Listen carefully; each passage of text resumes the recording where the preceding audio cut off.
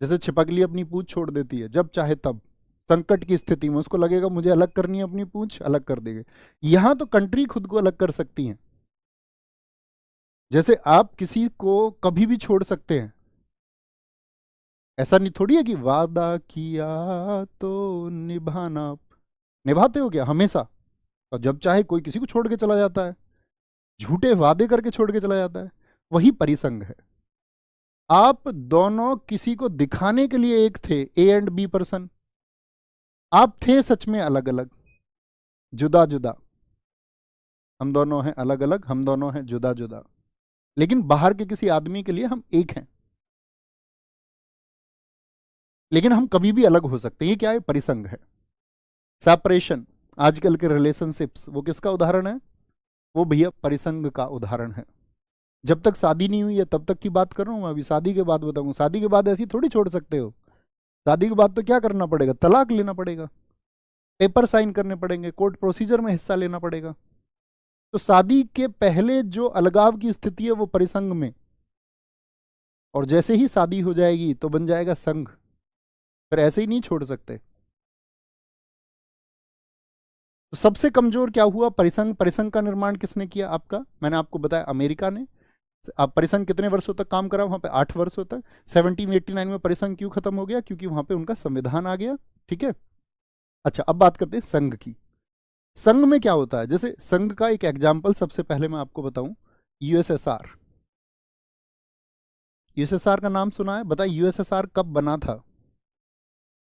Union of Soviet socialist Republic. Union of Soviet socialist यानी समाजवादी लोगों ने एक गणराज्य अपना बनाया था, सोशलिस्ट रिपब्लिक, यूएसएसआर। कब बना था? इसके लिए आपको पता होना चाहिए रूस में क्रांति कब हुई थी, जरा बताएं। रशियन रिवॉल्यूशन कब हुआ?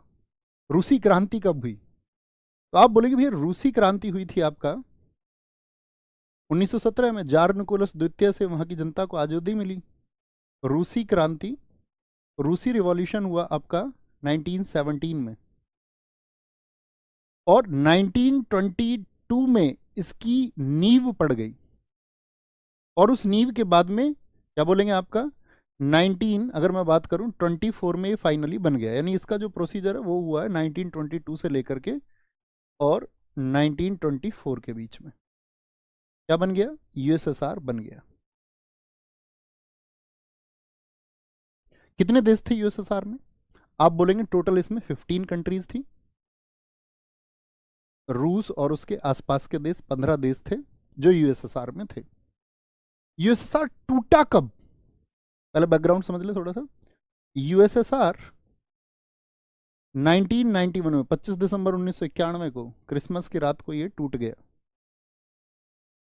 अमेरिका इसमें कामयाब हुआ।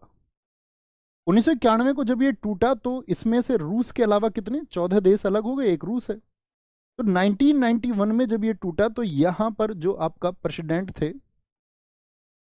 जिन्होंने ये आपका स्पीच दी थी कि भाई मैं जो है अब, मिखाइल गोर्बाचोव, ये यूएसएसआर के प्रेसिडेंट थे, मिखाइल गोर्बाचोव, कहीं पे लिखना। इन्होंने कहा मैं अब यूएसएसआर का राष्ट्रपति नहीं हूं। तो टूटा क्यों? तो ये तो एक एग्जाम्पल हुआ कि यूएसएसआर जो है आपका, यानी कि एक union of Soviet socialist Republic है, एक संघ है। यानी उस समय पे फेडरल था। कितने देशों ने मिलकर बनाया था? 15 कंट्रीज ने। 15 कंट्रीज ने आपस में क्या किए थे? एक संधि की थी, एक ट्रीटी की थी। तो कभी भी याद रख लेना, जो फेडरल का निर्माण होगा, लिखना यहां पर, या ऐसे लिखो, यहां पर नहीं, ये लिख लो, फेडरल्स या फेडरेशन से अलग होने के लिए, फेडरेशन से अलग होने के लिए, होने के लिए जो ट्रीटी है उसको ब्रेक करना होगा, संधि को तोड़ना होगा। ट्रीटी को ब्रीच करना पड़ता है, उल्लंघन करना पड़ेगा, या उसको ब्रेक कीजिए, संधि को तोड़ना होता है। जैसे शादी, आपकी शादी हो गई, तो जैसे आप शादी से पहले अलग हो जाते थे, क्या शादी के बाद ऐसा संभव है? आप कहेंगे नहीं भैया। दो थे मिलकर के, उन्होंने बोला हम बनाते हैं फेडरेशन। अब अलग हो नहीं सकते, क्योंकि अब क्या, क्योंकि दोनों के बीच में क्या हो गया, एक ट्रीटी साइन हो गई। बहुत सारे गवाह थे आपकी शादी में।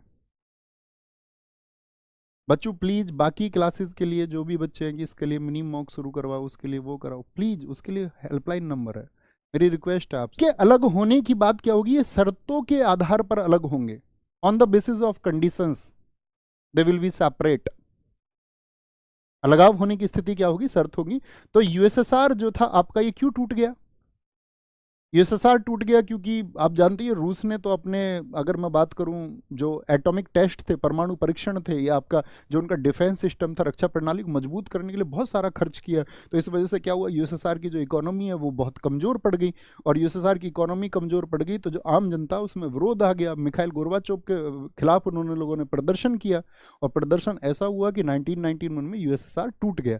तो टूटने के लिए क्या हुआ कि इन सब लोगों के बीच में जो ट्रीटी थी, इन सब लोगों ने उस संधि पर साइन किए कि भाई हम अलग होते हैं। जैसे अमेरिका में कितने स्टेट है, फटाफट से बताएंगे। दूसरा एग्जांपल इसका आता है यूएसए। दूसरा एग्जांपल इसका आता है क्या, यूएसए। यूएसए में क्या है आपका, 50 स्टेट है, और 50 के 50 स्टेट जो हैं वो सब किसका है, फेडरेशन के तहत जुड़े हुए हैं। एक संघ उन्होंने बनाया हुआ है, एक संघ उन्होंने बनाया हुआ है कि हम 50 आपका राज्य हैं और हम सब एक होंगे। तो मुझे बताइए, ये अमेरिका के जो 50 राज्य हैं, ये कभी भी इससे अलग हो सकते हैं या नहीं हो सकते, यस और नो, आप क्या समझ पाए, ये मेरा क्वेश्चन आपसे है। तो आप कहेंगे भैया, अमेरिका के जो 50 राज्य अगर फेडरेशन के तहत जुड़े हुए हैं, अर्थात कुछ नियमों के तहत जुड़े हुए हैं, वो खुद को अलग कर सकते हैं। उस ट्रीटी को उन्हें ब्रेक करना होगा, उस शर्तों को उन्हें तोड़ना होगा, उन शर्तों के तहत वो अलग हो सकते हैं। जितने भी दोस्त कह रहे हैं यस यस यस यस, बहुत बढ़िया, क्योंकि फेडरेशन में अलग हो सकते हैं। परिसंघ में तो सबसे ही आसान है, परिसंघ की तो बात खत्म हो गई।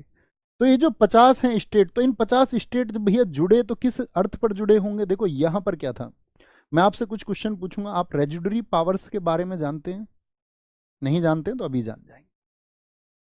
रेजिडरी पावर्स, जिनको हम बोलते हैं अवशिष्ट शक्तियां, अवशिष्ट शक्तियां क्या होती हैं।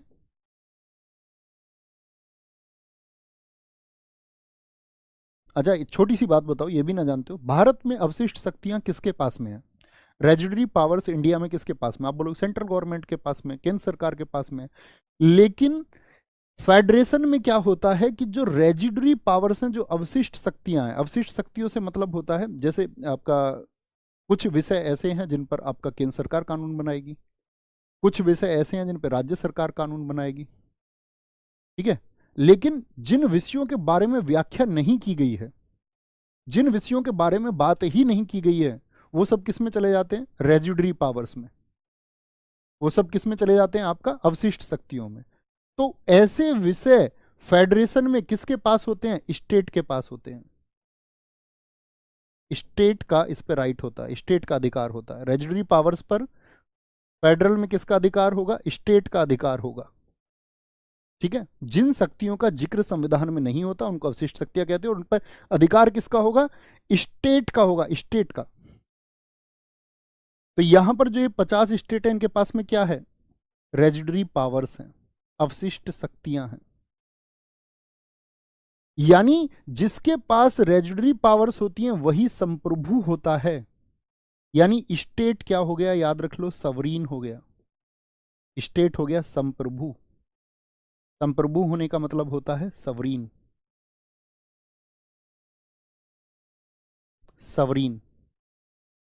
भैया संप्रभु शब्द का मतलब क्या है, संप्रभु मतलब आपको जो निर्णय लेने हैं वो आंतरिक रूप से आप ले सकते हैं, बाहरी रूप से आप ले सकते हैं। तो रेजिडरी पावर्स किसके पास हुई, स्टेट के पास हुई। तो स्टेट क्या हो गया, सवरीन हो गया। यानी कि किसी भी फेडरल में स्टेट सवरीन होता है। लेकिन क्या हमारे देश का आप इससे तुलना करें तो आप उत्तर प्रदेश की अगर बात करें, क्या उत्तर प्रदेश सवरीन है बाहरी मामलों पर, या फ्रांस के किसी मामले पर उत्तर प्रदेश डिसीजन ले सकता है, या भारत सरकार, क्योंकि अवशिष्ट शक्तियां किसके पास हैं, हमारे यहां पर केंद्र सरकार के पास में है। तो केंद्र सरकार हमारे यहां संप्रभु हुई, हमारे यहां राज्य संप्रभु नहीं है। छोटी सी बात समझ में आई? तभी समझोगे कि भारत को हम लोग परिसंघ में या आपका फेडरेशन में क्यों नहीं रखते हैं। अब ये पिक्चर क्लियर होने लगी होगी दिमाग में। तो मैं आपसे पूछूं, क्या भारत फेडरेशन है? छुटकी सी बात मुझे बताओ। आप कहोगे नहीं, भारत फेडरेशन क्यों नहीं है? क्योंकि तीसरी बात करते हैं यहां पर आकर के, तीसरी बात हम करेंगे आपका संघ की। क्या दिया था मैंने तीसरा पॉइंट? संघ अर्थात यूनियन क्या है? यूनियन क्या है? भारत में कुछ एक्ट आए हैं, आपने नाम सुना होगा, जैसे कि बताएं। 1773 का रेगुलेटिंग एक्ट, नाथ एक्ट सुना है? हाँ जी। 1784 सुना है भैया? बहुत सारे एक्ट हमने सुने हैं। 1857 की क्रांति के बारे में सुना है? जी भैया, 1857 की क्रांति हुई, रिवॉल्यूशन ऑफ 1857। पहले थोड़ा समझो इसको, तब वहां पर पहुंचेंगे। 1857 की क्रांति में ब्रिटिश जो गवर्नमेंट थी, या ब्रिटिश में जो क्राउन था, जो महारानी थी, उसको अंदेशा हुआ कि यार ये तो अभी छिटपुट आपका क्रांति हुई है, इकट्ठे हो जाते तो हमको भगा देते, बिजनेस बिजनेस सब स्पाइल हो जाता, एकदम से खराब हो जाता, जिस बिजनेस की प्लानिंग कर रखी थी। क्योंकि हम ऐसे बोलते हैं, ईस्ट इंडिया कंपनी का जो शासन है वो 1773 के रेगुलेटिंग एक्ट से शुरू हुआ और वो रहा है आपका 1857 तक। ये administration of east India company है, ईस्ट इंडिया कंपनी का शासन है, governance of east India company. लेकिन 1858 से लेकर के और 1947 तक जो चला, तो यहां पे क्या हो गया? ब्रिटेन की महारानी को गुस्सा आया कि तुमने अपने होते हुए 1857 की क्रांति कैसे करा दी। ईस्ट इंडिया कंपनी का जो शासन है वो खत्म कर दिया गया और फिर किसका शासन शुरू हो गया? गवर्नेंस ऑफ क्राउन, क्राउन का शासन। इसके बाद में जितने भी एक्ट आए वो ब्रिटेन की महारानी, या बात करें वहां के जो भी कोई भी व्यक्ति जो उस राज परिवार का हेड था, उसके आदेशों पर आए। छोटी सी बात है। अब मुझे एक बात बताओ, 1857 की जो क्रांति हुई उसके पश्चात में एक निर्देश आया 1858 के एक्ट में, वो छोटा सा लिखना। 1858 के एक्ट में क्या बोला गया?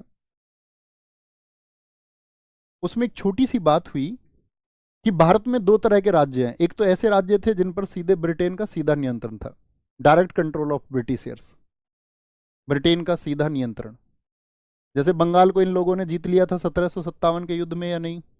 प्लासी की लड़ाई में 1764 का बक्सर का युद्ध हम पूछे तो बंगाल को ही कंट्रोल कर चुके थे, या नहीं? कर चुके थे। तो ब्रिटेन का जो सीधा आपका सीधा नियंत्रण था, सीधा नियंत्रण यानी direct control of British government.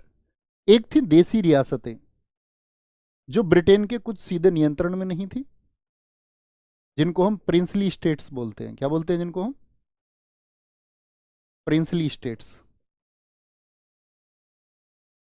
अब बात समझे, एक वर्ग तो उनका हो गया जो इनके सीधे कंट्रोल में थे, अंग्रेजों के, और एक वो हो गए जो इनके सीधे कंट्रोल में नहीं थे। इन सब के लिए नियम भी बनाने थे ब्रिटेन को, जो इनके सीधे कंट्रोल में थे।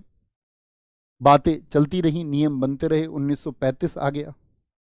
अब सीधा सा आधार, अभी हम इनको सबको पढ़ेंगे बहुत विस्तार से। 1935 का जब एक्ट आया तो आपको पता होना चाहिए भारत में फेडरल को एक्सेप्ट किया गया था। यहां तक हम फेडरल थे 1935 तक, 1935 के एक्ट के आने तक फेडरल सिस्टम को एक्सेप्ट किया गया, यानी संघीय व्यवस्था को, यानी कि संघीय व्यवस्था को अपनाया गया। लिखना भी है इस बात को, तब आप समझ पाएंगे। की पॉइंट्स लिखना, संघीय व्यवस्था को अपनाया गया, अपनाया गया। ठीक है। इसके बाद में भारत आजाद भी होता है 1947 में। भारत में मैंने अभी आपको बताया 565 रियासतें थी, 565 रियासतें। तो हमारे देश में क्या ऐसा संभव था कि हम फेडरल सिस्टम को छोड़ के यूनियन की तरफ क्यों आए? ये कहानी मैं आपको बता रहा हूं कि भारत ने भी संघीय व्यवस्था यानी फेडरल सिस्टम को अपनाया 1935 के अधिनियम में, और हमने इसको अपनाया था कनाडा मॉडल से। भारत में जो संघीय व्यवस्था ली गई है वो किस मॉडल से है बताएंगे? Canada model. जहां भी आपको संघीय रूप भारत का दिखे कि भारत यहाँ पे